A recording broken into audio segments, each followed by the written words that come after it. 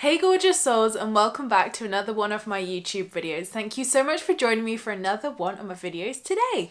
So today's video is a podcast interview from my #1 spirituality podcast on iTunes, Spiritual Queen's Badass Podcast.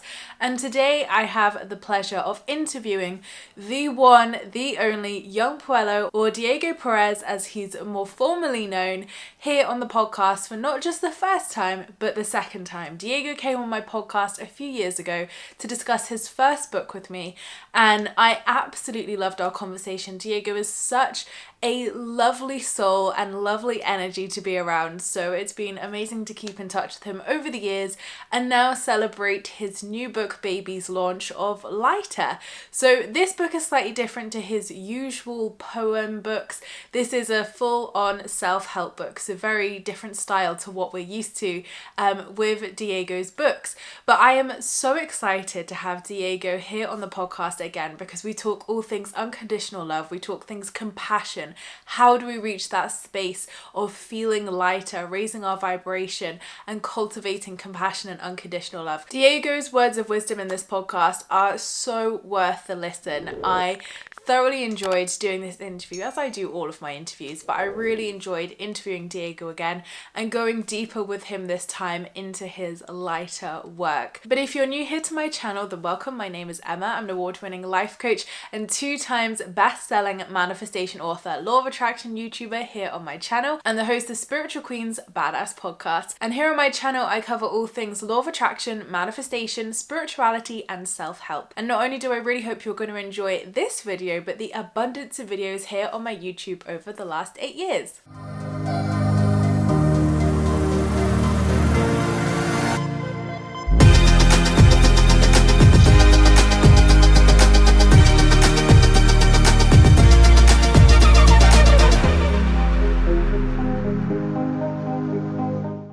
And of course, if you want to listen to not only this fantastic interview, but an abundance of incredible guest interviews from my podcast with other like-minded authors, New York Times bestselling authors, gurus and teachers, then I have a whole playlist here on my channel of the most incredible guest interviews that you do not want to miss. But without further ado, let's get started with Diego's interview. Please let me know your biggest takeaway from this in the comments below, because I'd love to hear what you got from our amazing conversation. So thank you so much, gorgeous souls, for joining me for another one of my Spiritual Queen's Badass Podcast episodes.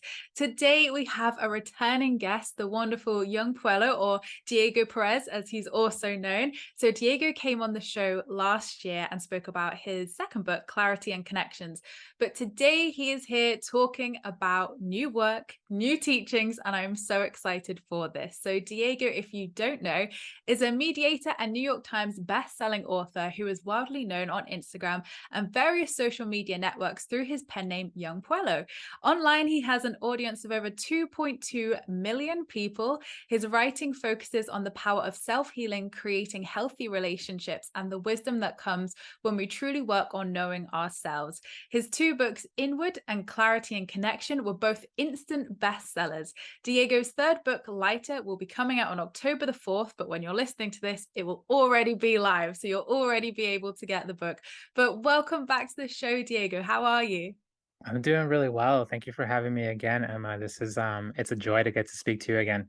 Oh, the pleasure is all mine, and I'm sure the listeners are so excited to hear your new words of wisdom and all about life. I was really excited to see that you're writing like a full-blown book this time, because I'm so used to your poetry and I love it. Honestly, I love it. Hmm. Hmm. So I'm excited to read a full in-depth book this time and all your wonderful teachings. But before we dive into all the goodness of Lighter, I would love to know, I know you've shared this before, but maybe you've had some more awakening since this point. But a question I ask every guest who comes on the show is, when did you spiritually awaken? What's your story?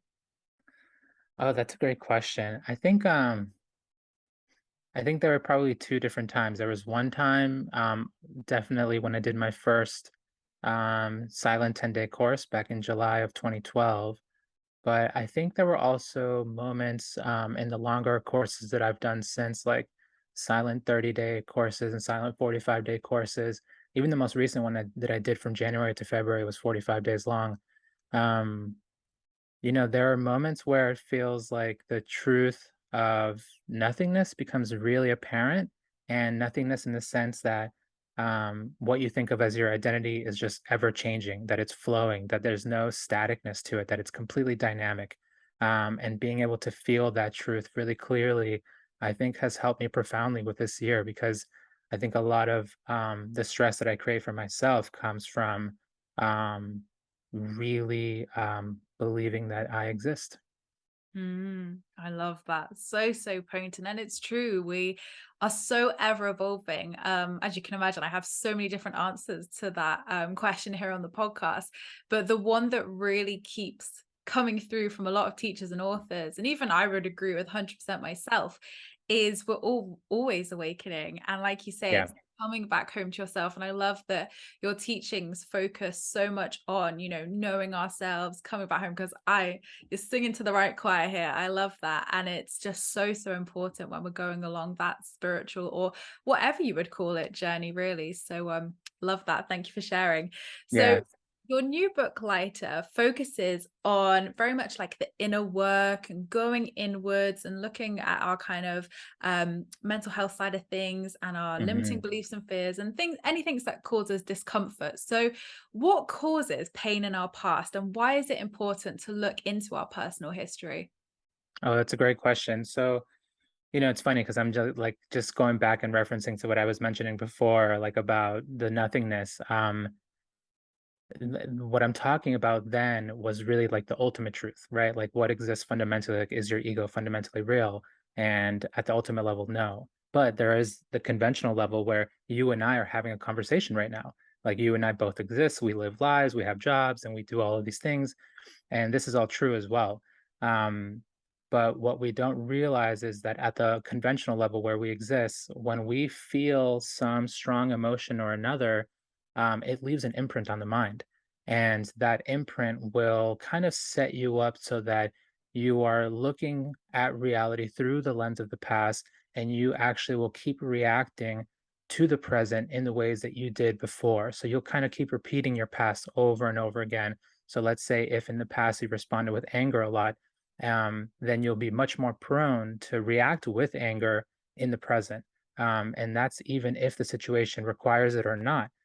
So what we don't realize is that a lot of those trauma points, they come from the way that we react and the way that we accumulate what we're reacting to. So we're just constantly taking in all these imprints. And it's so interesting how you describe it there, because I can notice it myself, obviously going through the inner work journey myself over the last sort of like Mhm. 4 or 5 years. I had no knowledge or awareness of this before, especially before I spiritually awakened. I was just going around having anxiety, having depression, having PTSD, not even knowing I had PTSD at that point. Mhm. And then when I really spiritually awakened and obviously had the inner work come up, and like you say, the ego work, shadow work, all these good things. Yeah, it was a real big eye opener for me of like, okay, in terms of manifestation, I am repeating those patterns. I'm repeating those cycles. That's where that's come from. And then ever since that point, I've been, reacting in that way. And it's really interesting when, like you say, we get triggered by something or we react to Mhm. something, those kind of hot headed moments where we're like, God, why did I get so angry? Or why did I say that? Or where did that come from? It's really interesting, how we show up, like you say, through that filter of the past. And I think if more people knew why they were doing that, I think it would bring so much more healing and acceptance to people. But it's really hard sometimes to identify where that's coming from. So for anybody who's listening who's like, oh my gosh, that makes so much sense, Mhm. Mhm. how do we start to identify where that work's coming from? I think there's a few like mechanisms going on, right? I think one of them that we don't account for often is that our mind is sort of set up for survival. So oftentimes, like that anger, that anxiety is like a survival tactic. It'll help you stay away from danger. It'll help you preserve yourself in one way or another. But what we don't quite understand is that even though we may be sort of like evolutionarily set up that way, when you take that structure that we have, then combine it with our own conditioning of the difficult moments that we've experienced, all of this gets exacerbated and becomes sort of like a snowballing effect where it just gets bigger and bigger over time, and we develop these, unhealthy like behavioral patterns. Um, then it gets quite tricky when we don't quite realize that, we live in a world where we don't constantly need to be in survival mode anymore, right? We need to figure out a way to thrive, and to do so, we need to learn how to live not from a place of ego, because ego is really there for survival, but instead we need to live from a place of compassion, compassion for ourselves and compassion for other people. And compassion's probably one of the hardest lessons, isn't it? The hardest So hard, yeah. places to get to, because the ego wants to control, the ego wants to hold on to that resentment or anger or sadness, whatever it is. So I think that's probably one of the questions I get asked a lot of the time. And I know people in my life constantly say to me, like, how can I go from anger to, self-compassion and feel peace with the past or feel peace with that situation? So in your opinion, Diego, how do we go from a place of sadness, anger, or resentment to a place of self compassion? That's a great question. I think we need to develop the quality of m- basically allowing ourselves to repeatedly come in tune with the present moment over and over again. I think that's one of the reasons why meditation is so helpful, because we don't really have that quality of awareness that's built in. Like it's there, but it's not cultivated, it's not strong. You can think of meditation as taking yourself to the mental gym, where you're over and over again teaching yourself how to be present, how to be aware, how to be able to feel what's happening within your mind and body, and feeling okay with having your attention turned inward.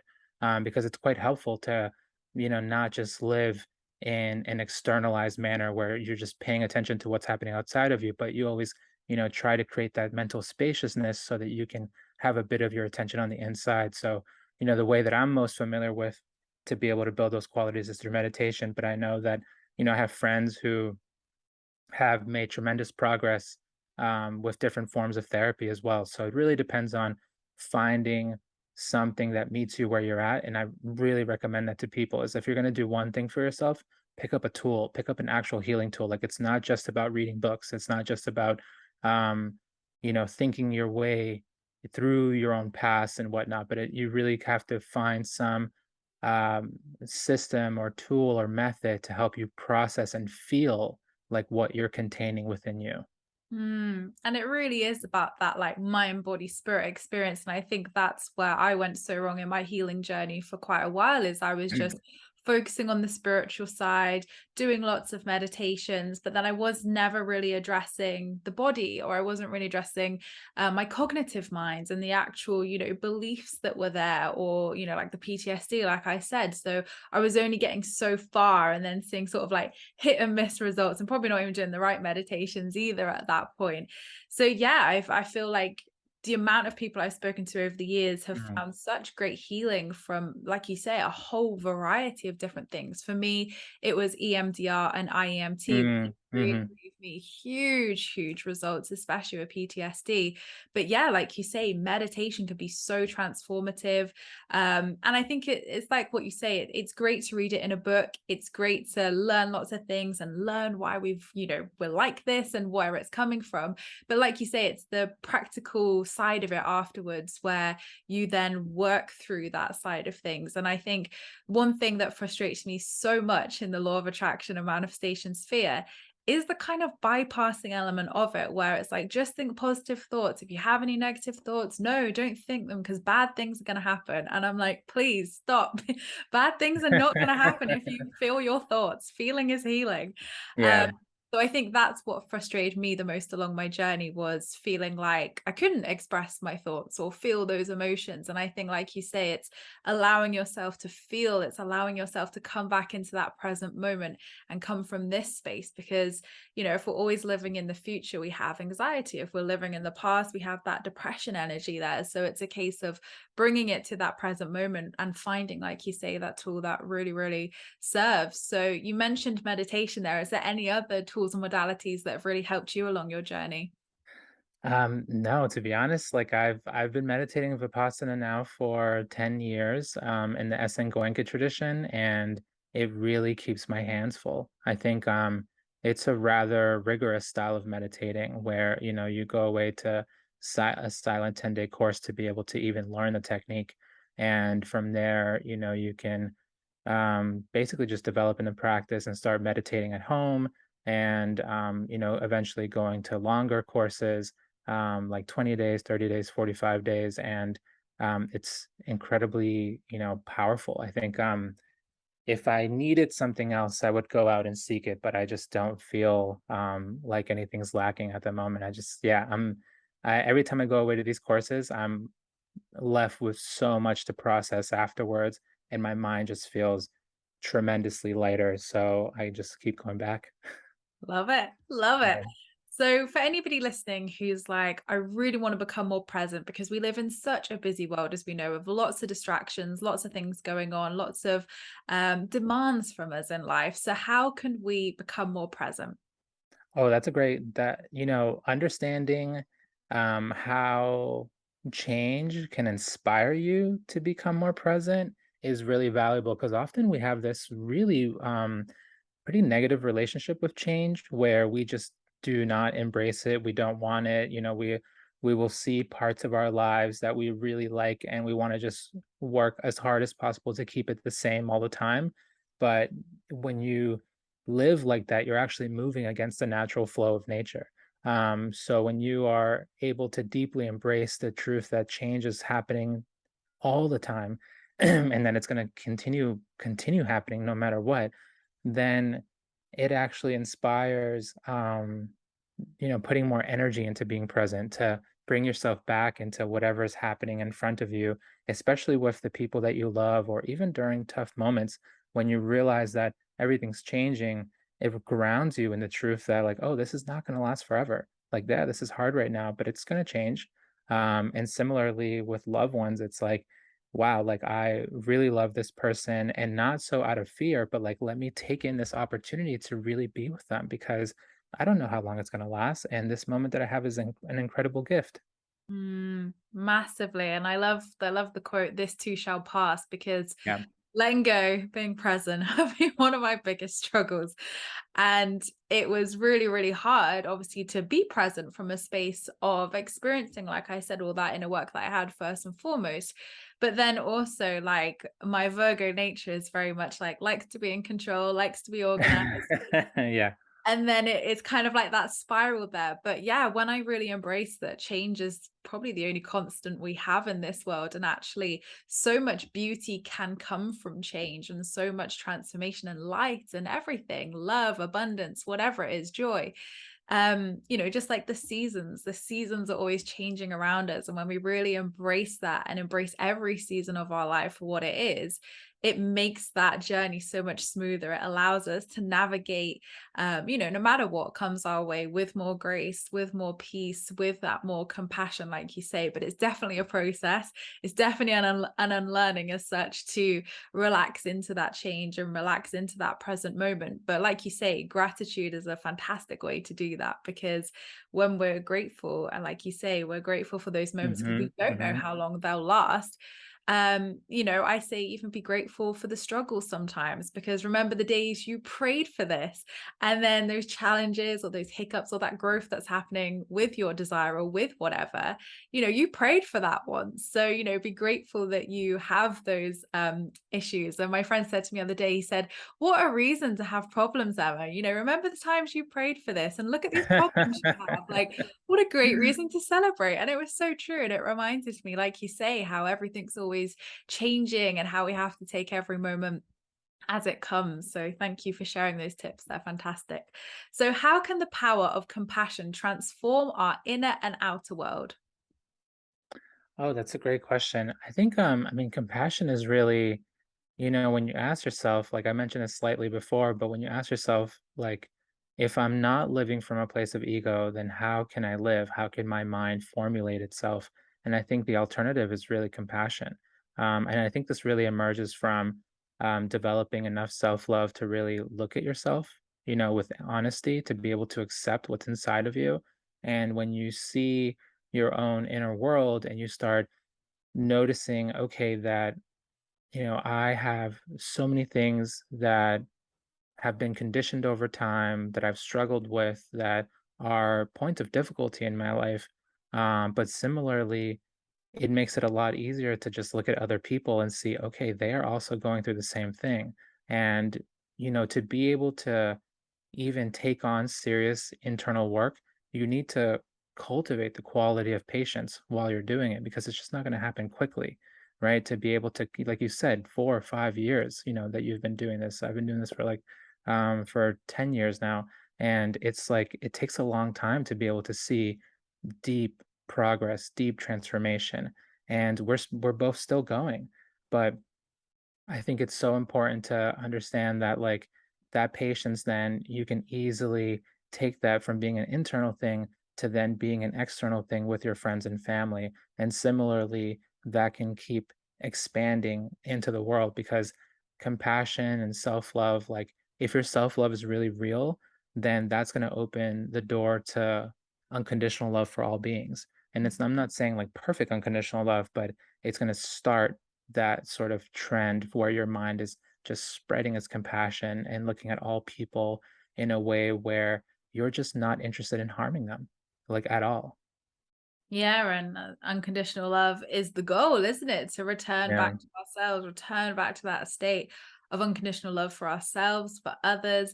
And I feel like that's where the real abundance is as well. I feel like when I feel like I've got back to that space and have accepted the past and healed and released and really come up, into peace as such, that's when I feel like the biggest manifestations happen, the biggest abundance, because for me, it was really a case of I was manifesting from a total different space, total different energy, total different vibration. Yeah. And the things that I wanted as well were different. Have you found that as well along your journey, that things you wanted before were very different as you've gone along this journey? Yeah, definitely. I think things have, you know, the things that I want are like more subtle than before. Mm. And they're less than what I wanted before. I think when I first started writing, it just seemed like anything was possible. And then, but as more attention came my way, I realized that what I truly value is quiet, is like, to be able to have space with my wife and with my family and to obviously take good care of the people that I love. But at the same time, like, I'm not interested in fame. Like, it's like, I think in some ways it just becomes like a burden because there's just so much attention heading your way. But now I think, yeah, I think having attention has made me realize that, like, the quiet aspects of life are just much more precious and much more beautiful. Absolutely. And it's almost like sometimes when you reach those goals or you get that manifestation or whatever, sometimes, and I've had it as well, you realize, maybe this isn't actually what I wanted. Like, it's great and I'm so grateful for it. It's amazing. But actually, my priorities are different. My version Hmm. of wealth is different as well. And actually, like for yourself, you're valuing that family time, that quiet time. And I think so many people feel like that when they hit those big milestones. So it's really interesting. Yeah. One thing I wanted to add too was one thing I've noticed repeatedly, and I think a lot of people are sort of worried about giving because they've been hurt in the past, but I think that's probably been the fastest manifestation tool is like, if you have, give, help people, like, and be really, like, let that be a predominant part of your life. And I've found that the more that I give, the more that comes back to me. So I make it a point to just try to help when I can, because it giving has this like universal quality of bringing safety to your life, and not just in a sense of abundance, but just like um, if you give, I think things will just come right back to you. Yeah, Absolutely. By the law of attraction, they return yeah, tenfold, definitely. And even if it's money, time, whatever, like giving can come in so many different ways. But I've got a final question for you before my final question, Diego. I'm sure, so sure. interested to know, What do you think the ego is? Because there's so many different schools of notion out there of what the ego is, where it comes from, blah, blah, blah. And some people believe it's something we must banish and diminish. And it's like, the devil, and we need to get rid of it. And some people are like, no, no, no, we need to love it back into the light. And, it's that inner child or whatever. So what do you believe the ego is? I think the ego is an amalgamation, right? It's like a bunch of things coming together. It's really the crystallizing of your conditioning. So it's not only your, and this really comes from like the Buddha's original teachings, right? It's that it's your perception, your reaction, and your cognizing and your sensations. So when you really bring all these pieces together, you have the ego coalescing. And it makes it feel like it's like one thing and that you exist and that you're, this being. But when you look at it fundamentally, like what I was touching on earlier, it's just another changing situation. It's just mental and physical phenomena moving at incredibly rapid speeds. So, like when you combine those four aspects that I mentioned, and you combine it with matter, you get this sense of I, and you get this like universe that we exist in. But when you are able to take your awareness to a very subtle depth, you start seeing that your sense of perception is constantly arising and passing away. Your sense of cognizing is arising and passing away at incredibly rapid speeds. And all these sensations are changing incredibly fast. And um, so, can you fundamentally say that they are a real thing? No, they're not. But at the same time, like I see why the ego is there, and I don't think we need to like punish our egos or totally eradicate it. I think like even when we um I think we can simultaneously cultivate a sense of selflessness, and even then if we fundamentally understand that, okay, like this isn't real, and because it's not real, I should allow kindness to flow from me, then even then you'll still have a name and people will still treat you as a person. So, like, even like the wisest, freest people, like, the Buddha, once he became fully liberated and understood fundamentally that there was no I, no ego, and that he wasn't fundamentally real, people still called him the Buddha, Gautama, and he still had like a persona. Yes, makes total sense. Thank you for sharing that. And it's interesting because I think that's what so many people want to know. Why is the ego there? Why do I have an ego? What is the ego? Because it's so loud sometimes to a lot of It's so people. loud, yeah. Yeah, we know. So, okay, well, let's talk about your new book then, Diego. So, Lighter is out now. Where can we get it and what can we expect? So Lighter is really like a culmination of everything that I've been working on since 2017. Like I've always wanted to put together a book that was nonfiction and that had everything that I thought was important about personal transformation, about healing, about emotional maturity, about relationships. And I also wanted to build a bridge between that personal transformation and show how that can really inspire global change, because there's so many millions of people out there who are actively healing themselves right now. And I think that as healing becomes more and more accessible, it's going to create some pretty radical changes and hopefully help us build a more compassionate world. And I mean, later you can get it anywhere. You'll be able to get it in bookstores, on Amazon, on Book Depository, and um, yeah, I'm quite excited for people to get a hold of it. And I think the cool thing about Lighter is that when I was writing it, I was sort of put into a situation where, for the sake of the book, for the book to become stronger, I had to tell a lot of my personal story with it as well. So I had to challenge myself to kind of come out of the shadows because I normally, just write quietly behind the name Young Pueblo, but I had to, add a lot of Diego in there too. Yeah, and it's interesting because I followed you for quite a few years. And when your assistant sent over your picture as well, I was like, oh, we're seeing more of Diego now. And it's interesting that we're seeing more of you online. I'm loving it. So keep sharing. But yes, I will put a link to Diego's book in the description below. So you'll have a nice, easy, clickable link to go and have a look at it. But I'm really excited to read it because I'm excited to learn more about you and learn all about what we've been discussing today. So Yes, let us know if you get the book. Let us know how you find it as well. But my last question, Diego, then is what is one piece of life advice that you'd like to leave my lovely listeners with today? I think something that's really valuable is just the same way that you may practice gratitude and just reminding yourself or taking a moment to think about, okay, what am I really grateful for? I think it's just as valuable, like even at the intellectual level, to remind yourself that everything is always changing, and helping yourself kind of embrace and bring into your life the fact that everything's changing. I think will just inspire you to be much more present and also much more, I think, sturdy during tough times. Mm, absolutely. Love that. Yes. Amazing. Well, Diego, where can everybody find your work if they want to learn more about you? So you can come hang out on Instagram. That's my main avenue. I'm at Young Pueblo there, YUNG_PUEBLO. And I've also been writing a lot on Substack. So you can go to youngpueblo.substack.com to sign up for the free or paid, whatever it is that you want. But I can what I like about Substack a lot is that I can write much longer pieces there, and it's been really yeah, just so fun writing on that platform. Fantastic. Well, I'll put links to those below as well for everybody. But a big, big thank you, Diego, for coming on. It's been such a joy catching up and hearing about this new book. And I'm so excited for you. So thank you so much for sharing all your pearls of wisdom with us today.